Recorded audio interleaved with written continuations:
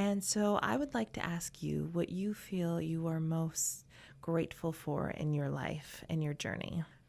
More than anything, I am grateful that I have been able to maintain an optimistic outlook. Okay, despite my experiences, I've never given up, and I never stopped trying to see the best in people. Mm-hmm.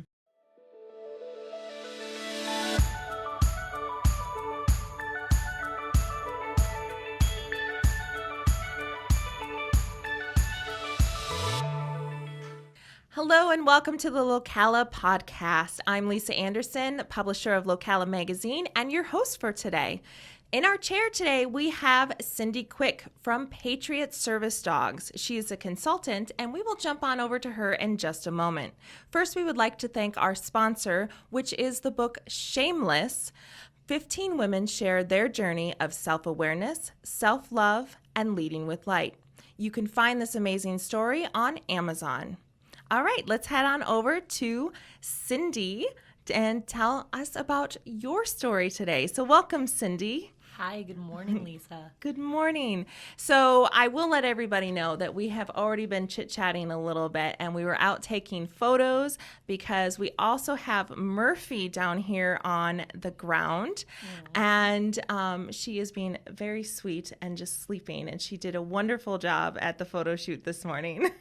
Right. So let's go ahead and just start from the very beginning. Cindi, you mentioned that you are local born and Yes, raised. So tell me a little bit about growing up here for yourself in Ocala.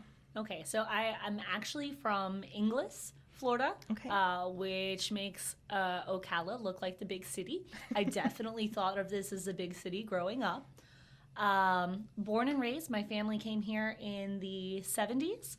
Gone to school for 17 years of life, stayed here the entire time. Very small town, but I always kind of wanted to do something different. I'm a little bit of a strange one. My childhood was not entirely it's just like anybody else. There was good and bad moments to it. Definitely had a love of nature and animals and the area that we grew up in. I love the springs, the river, the ocean, all of that. So, like everybody else, my family has some problems. I did grow up in a household that had domestic abuse and substance abuse. That was very much a formative part of my experience, and it very much led me to the typical small town, I want to get up and get out as soon as possible. So I went to college at Florida Atlantic University, and that was a culture shock. Okay. I bet. Yeah, just a little bit. Coming from like itty bitty English, going to Boca Raton was eye-opening for me, and I don't want to say that I was naive, but I was a little naive. And I made some very poor choices when I was in college with the people I associated with and the things that I chose to do. I was very aware of the socioeconomic differences between myself and my peers. I was a scholarship girl, and I grew up pretty poor. Like, I am a thrift shopper at all times. Everything is reduce, reuse, recycle, all of that. And then I was surrounded by these people who just had ultimate wealth. And that led me to want to attain that wealth for myself. I was like, okay, we need to make that happen. And then I slowly but surely got involved with some kids who were dealing drugs, and I became a drug dealer. Okay. And how long were you doing that? Very briefly, actually, before I got in trouble. So, like, end of 2012 to mid 2013 is when I first got arrested. Like I said, I was naive and I wasn't really good at it. I mean, I was, but I wasn't. Yeah. Wound up in trouble, got arrested, and turns out I was moving like, wait, I was kind of like a middle fish in the pond, not really understanding the consequences of what happened. Yeah. And one one evening we were raided at my house, and I was sent to prison for 5 years. Okay.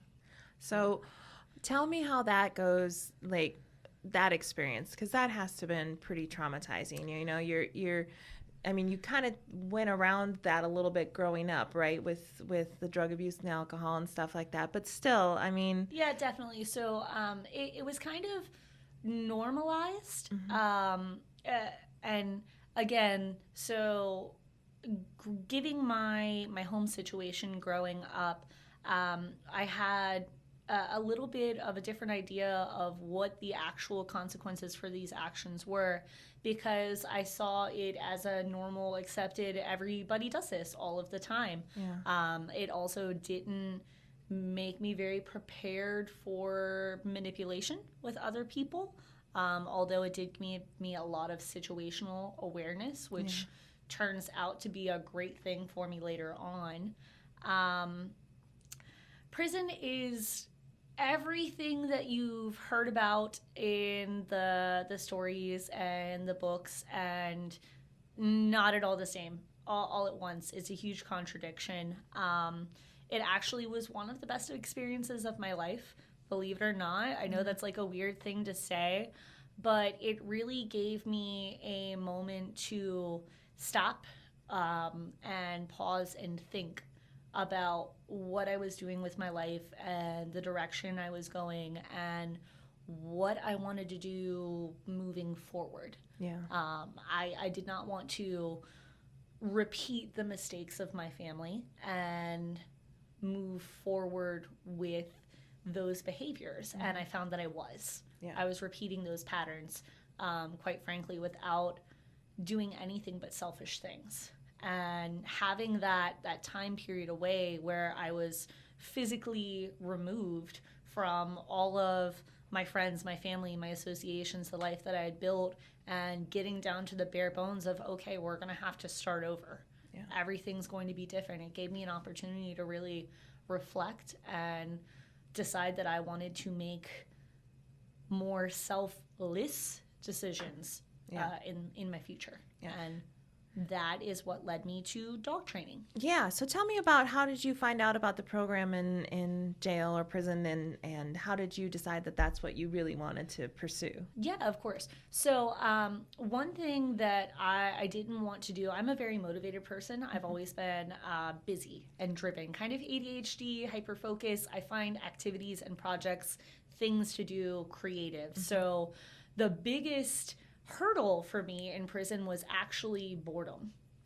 because it is a very regimented routine every day. You are told what to do, what to wear, where to go, who you can talk to, who you can't talk to, who you can touch, who you can't, which you can't touch anybody, by the way.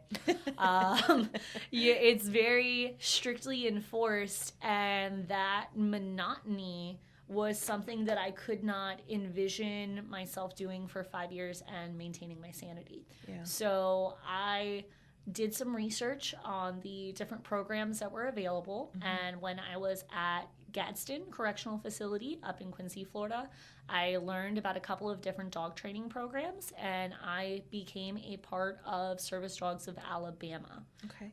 They are a service dog organization as well. They do canines for kids, canines for heroes, diabetic scent alert, epileptic seizure alert.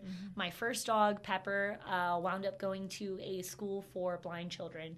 And he kind of just laid around like Murphy does here and let them pet them while they learned how to read out loud. Oh, wow. Yeah, so it was a really cool experience, and that's how I started. In 2017, there was some pretty bad population issues and some other issues that was exposed at that facility that led to mass moves and transfers of the inmates. And I was a part of that. And I wound up back here in Ocala at a Lowell Correctional Facility. Okay. When I got here, it was a little crazy. Like, think Welcome to the Jungle. All right. Lowell is it's a multi-branch facility. So they have maximum security and death row at the annex. They have the work camp, which is where Patriot Service Dogs was originally located, which is like a lower security level, misdemeanor crimes, different behavioral aspects that have given you more privileges over time, and jobs that actually go out and work in the community, where we work on the public parks, we work on the highways, the recycling center out in Williston, all of that. So when I got to Lowell, I was like, okay, well, this dog thing has been the thing for me, and I really have a knack for it. So I was like, I want to try again. So I found out about Patriot Service Dogs, and I put in the application, because there is an application and interview process to become involved, and I haven't looked back.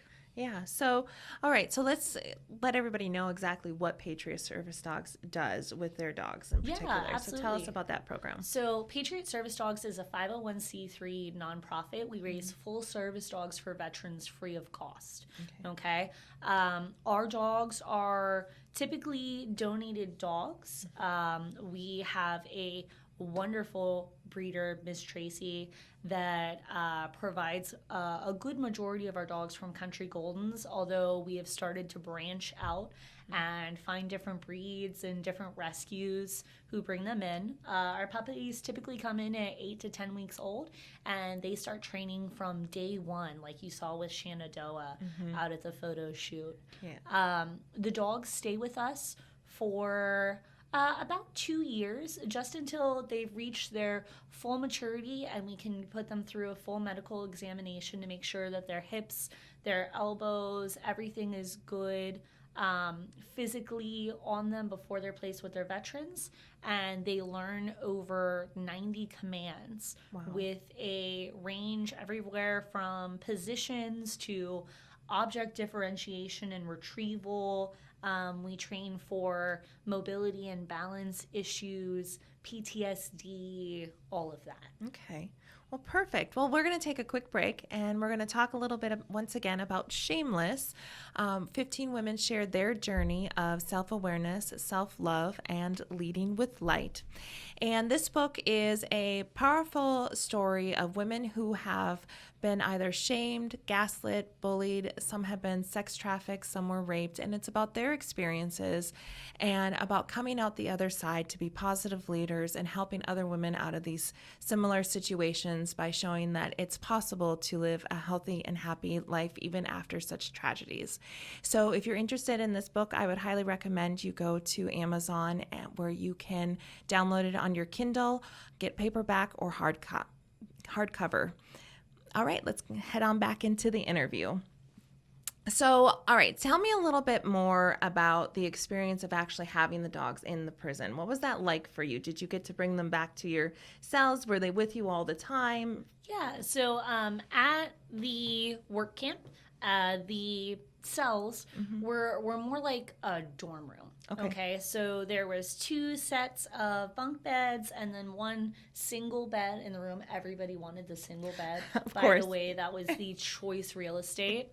And then at the end of those 2 single beds, the kennel is set up for the dog. So when you're in the program, you are with the dog 24/7. You are entirely responsible for everything that they do, from first potty in the morning to feedings to medications to training to walking, exercise, interacting or not interacting with others, and just making sure that the dog gets set up for success. Typically, we have 8 to 10 dogs in the facility at a time. It is a smaller team, and space constraints can make it difficult for us to get more dogs in. The puppies are going to be with us the entire time, and we have like multiple training sessions every day. So we have like a day room, kind of like a living room area, with open areas that we have our training tools. So our key set of keys, their leash, their vest, different things for them to hold. We work on their positions, and we take a little treat pouch like this, And we start the puppies out by luring them into the commands. All of our commands, we do both hand signals and verbal cues. This way the dog can be set up for success with both. We never know what our veterans are going to need until later on in the process. And you're responsible for them the entire time. So you develop a really, really strong bond with your dog. And it's one of those things where it's the best of both worlds. Like, a lot of people, they have this perception that, oh my God, the dog is in prison, that poor dog. Oh, I'm so sorry. No, that dog is getting the best love, care, and attention that any pet you've met, okay? Because they're the center of our world, and they're the only soft, warm, fluffy, loving thing. And because you can't give hugs or touch anybody else. Yeah. That's your love right there. One thing for me personally, so I'm an excessive high fiver, and we can't do that. So I teach all of my dogs high five as one of like the first trick commands, because sometimes you just need a good high five. I love that. And it works. Yeah, it's definitely a thing. So tell me a little bit about how that really helped your mental state while you were going through. Oh, it was huge. So, I do have my own mental health issues. I have had some substance abuse issues and everything. Like I said, I came from traumatic situations in my childhood. Not trying to trivialize that, but it was a factor. Yeah. And it made me very aware of the fact that I was in a facility with 71 strangers, and I don't really like people all that much. So I was like, oh God, this is a lot, with no freedom, no choices, and just realizing how much you messed up. Yeah. How critically you messed up. Yeah. And that can be extremely demoralizing, to say the least. Yeah. It gets very lonely. Just being starved for human touch and contact. I was very lucky. My family and I, we repaired our relationships. We're on good terms nowadays, and prison really helped us to stop and analyze what we were doing in our interactions with each other. My mom in particular and my dad, we visited quite often. I'm very lucky to have that support. Not a lot of inmates have visits from family and friends like that, and it can be really bad. But even when you do have those visits, it's for a few hours on a Saturday or Sunday. There's times where things can be canceled, so you get like all dressed up and ready to go, and you're excited and you can't sleep, and then the compound's shut down because of a shakedown or an outside thing, and you're crushed, your family is crushed, and it's not a great situation. But at the end of the day, we had the dog to cry into their fur, and you couldn't just sit and wallow, because Murphy needs a walk. Murphy's got to be fed. Murphy's got to do training, It really gives you a focus and a path, because regardless of what I was feeling, I knew that I needed to take care of this dog and help set her up for success so she could help somebody else through their hard times. Yeah. So you bonded really well with the dogs. So what was that like? Did you have to give up one of the dogs while you were still in prison? Oh yeah. Graduated? Multiple. Yeah. So how was that? I've worked with, since 2015, I've had 4 dogs long-term personally, and then I've worked with the past, I want to say 20 to 25 dogs who have been in the program closely. Yeah. We do a couple of different things. So it's very important to establish the bond, to help train and form that relationship, but also our dogs need to be able to perform their commands for anybody. Okay, if I was to give you Murphy's leash because she's in an advanced stage of training, you could do any of her commands: sit, stand, shake, speak, side, heel, get your leash, and she would perform them for you as well. Yeah. The way that we help them to differentiate between other individuals and generalize those commands is we work as a team, and we will rotate dogs. So say I started Murphy off as a puppy. That first month or so, while we are bonding and establishing her basic commands and setting her groundwork, it's just going to be her and I one-on-one. Yeah. Okay? After that, she is going to be passed off to other members of the team. It might be something as simple as they take her out for her exercise and her walk on the yard, or they might do her daily 15 to 30 minute training session, or they might take her into the day room in the evening while I take their dog and we sit and watch TV. Okay. We spread the dogs around. This way they can be effective no matter who is holding their leash. This way, when they go to their veteran, they're good to go. It's not just, oh, Cindy gives me a command and I have to listen to Cindy. It's no, oh, I was given a command, I have to do the command. And while it can be difficult to give them up, some people struggle with that more than others.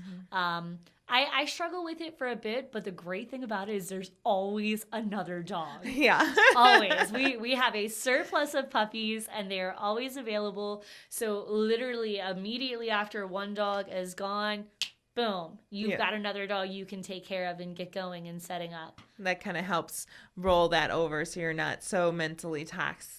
Giving one up. Definitely. And I mean, you have your favorites. You have your ones that stick with your heart. So my first service puppy was Maverick. And Maverick was a rescue from Hales Angels Pet Rescue in Gainesville. We actually still work with them on occasion. And we have two aspects of the WOOF program, Women Offering Obedience and Friendship at Lowell. We have the pet rescue from Hales, where we take typically 6 dogs that are having difficulty getting adopted, and we do like an 8 to 10 week boot camp to help teach them basic manners and make them more adoptable. Okay. So you always start at the Hales Angels side of the organization, and then as you are learning how to train and as you're showing that you're reliable and dependable and you're actually following through with the procedures, you graduate up to the Patriot Service Dog side. Okay. And then you get a puppy. And it's wonderful. And now you have a puppy to take care of. So Maverick was a cool little switch. He was actually donated by Hales Angels Pet Rescue and sponsored by the Jacaranda Isles community of the Villages. And he was just wonderful. He was a super mutt. We did a DNA test on him, and he had like 9 different things going on. He had the face that kind of looked like a pity, so people were like, oh my God, that's going to be a service dog. And I was like, heck yeah. He's absolutely fabulous. And one of the cool things with Maverick, I'm actually also a server at Cody's Roadhouse in Lake Sumter Landing. And one evening I came in for my shift, and this is about a year or so after he had placed with his veteran, Ron. I came around the corner and I saw his tail underneath the table, and I was like, is that Maverick? and the daughter, I believe the daughter-in-law and the son looked and they're like, yeah. And I was like, I raised him. And I started crying in the middle of the restaurant. I got to talk to Ron and meet him for the first time face to face, which was really cool. He's fantastic. Actually been super sweet.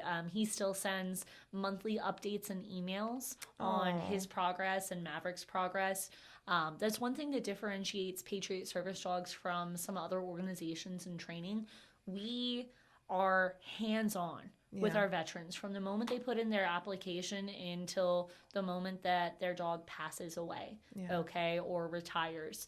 We are with them the entire time. We do monthly follow-ups and evaluations.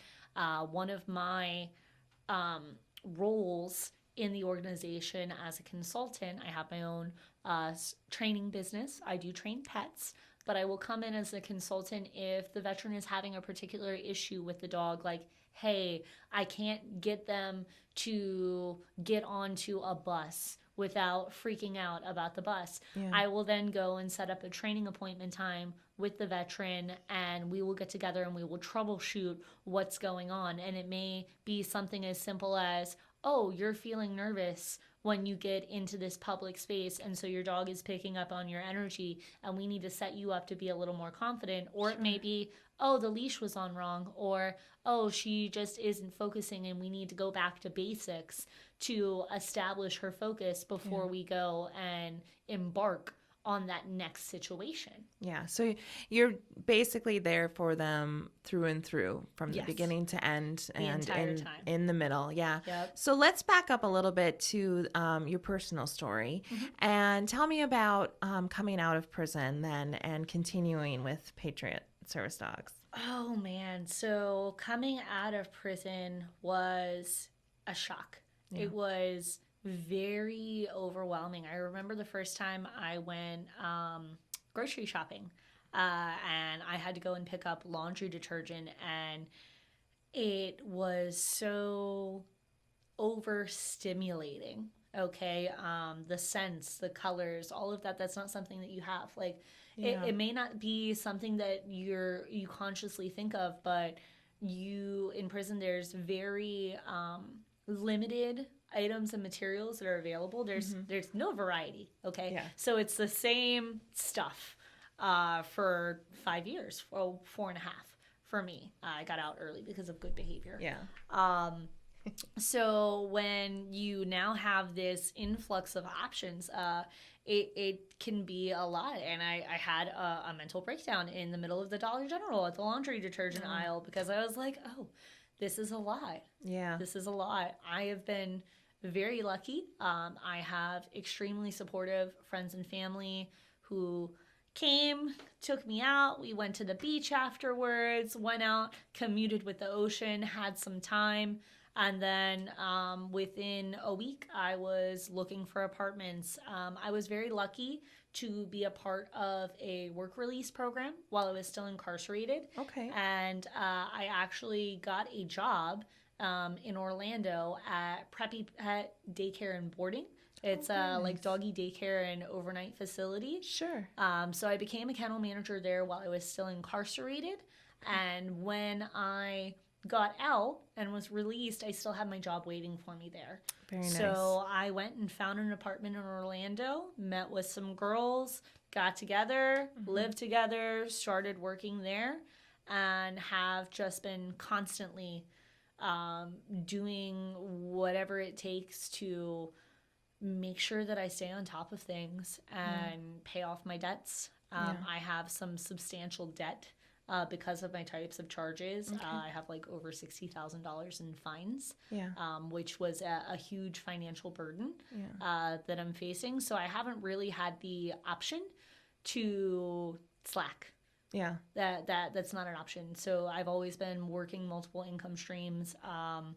I went from the doggy daycare facility to working in restaurants. I became a server at a Denny's, and then I also learned how to cook while I was there. And once they realized I could do both front of house and back of house, they decided to put me in a management position. And I actually was a manager over here at the one on 40 and 75 for a while, and was working that, as well as starting to help people out and do dog training sessions. Another thing that was one of the programs that I did while I was incarcerated, I was part of an environmental horticulture vocational program for 16 months. So I really got into nursery design, landscape management, all of that, and I've put that to use too. I started mowing lawns and weed eating and taking care of beds and doing garden designs. And I actually started my own landscaping company. It's called Leaf It To Me. I love that name. Thank you. I consider myself a yard artist. And I've got a few clients in the villages now who I'm doing things with them for that. I come in weekly, weed their beds, plant flowers. I just did my first hardscape patio, a 6x20 by hand. Ooh, baby. Thank you, Tony. Thank you. I appreciate it.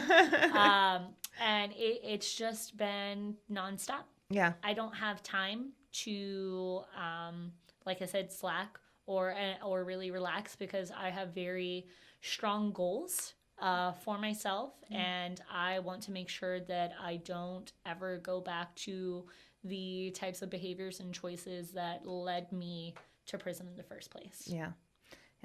That's wonderful. So when you first came out, did you still have a dog with you when you first came out? No. At first, I really needed to set up and establish a base for myself. Sure. Okay.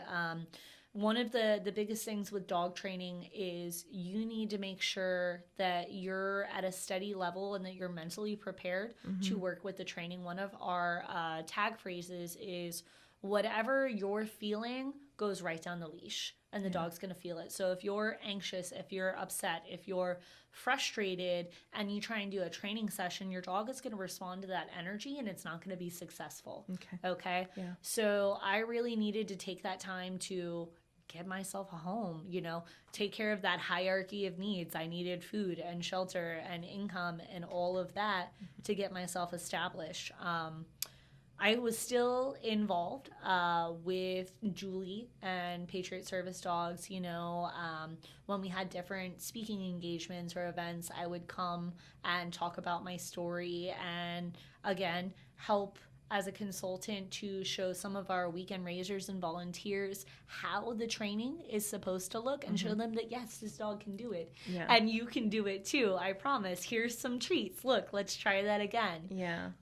One of my favorite things that we do every year, it's called Not So Scary at Disney, and we take all of the dogs. All right, we get them together, we get them dressed up in their vests and whatnot, and we go to Disney and we go trick-or-treating. Oh, and fun. It sounds like just like a super fun thing, Yeah. but it's also a really important aspect of the training because we need these dogs to be prepared for any situation. Absolutely. Okay, including crowds, loud noises, fireworks.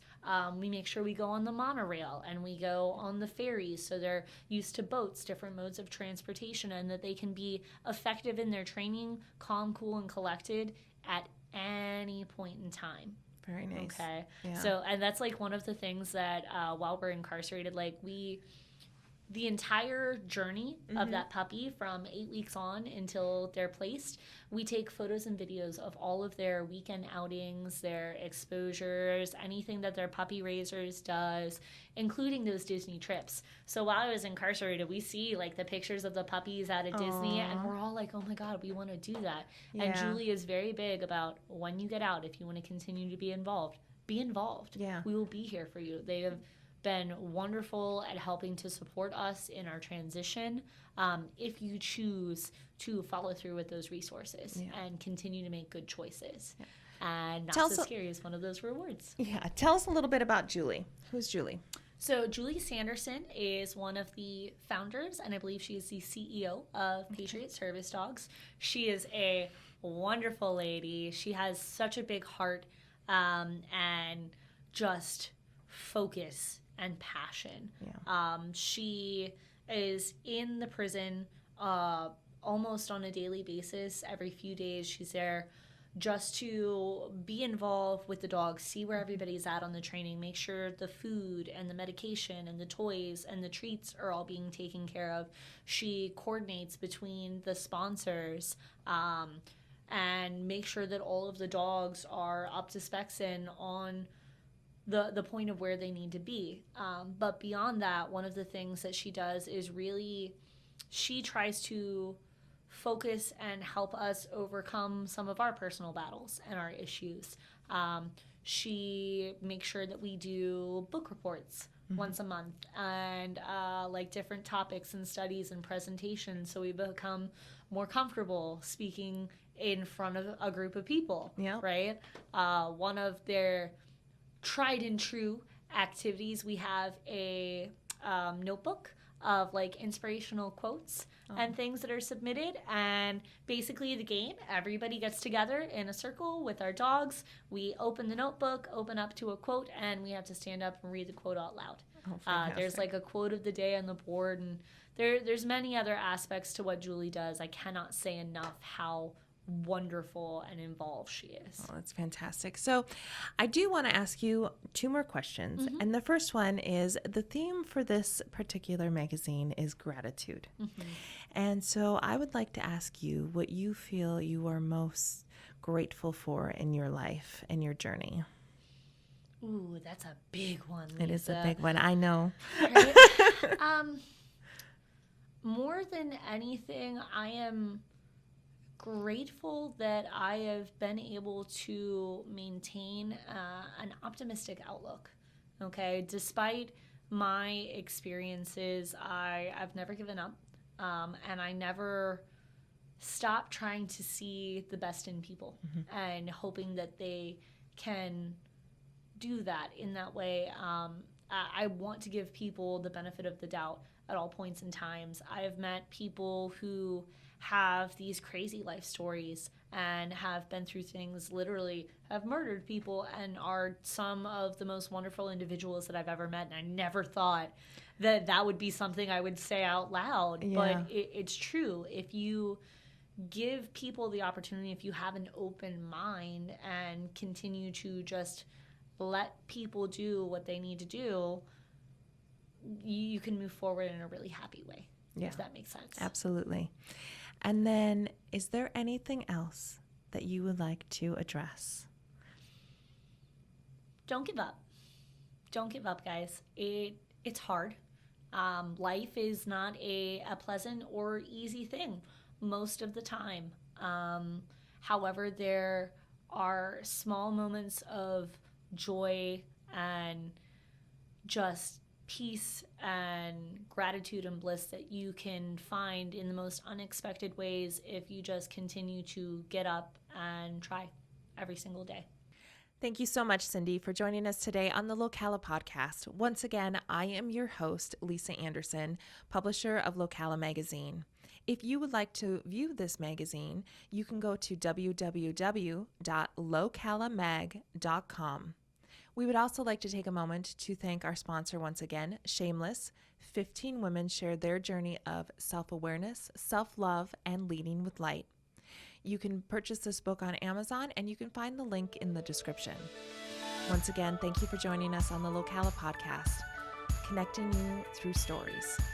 Hey, we hope you enjoyed today's podcast video. Don't forget to subscribe and hit that notification bell. And while you're here, why don't you go ahead and check out some of these cool videos.